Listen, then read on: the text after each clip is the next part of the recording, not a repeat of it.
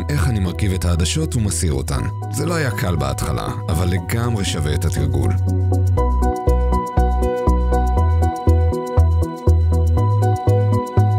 אני מסתכל קדימה, מושך את האפף התחתון למטה ומניח את העדשה באיטיות על העין. משחרר לאט וממצמץ מספר פעמים.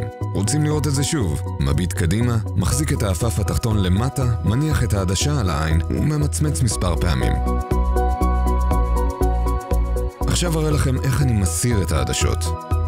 אני מביט ישר קדימה, מושך את האפף התחתון למטה, וביד השנייה מחליק את העדשה כלפי מטה וצובט באיטיות כדי להוציא אותה. תנו לי להראות לכם את זה שוב. מסתכלים ישר קדימה, מושכים למטה את האפף התחתון, מחליקים בעדינות את העדשה כלפי מטה וצובטים בעדינות כדי להוציא אותה. זה דורש קצת תרגול, אבל אתם תגיעו לשם.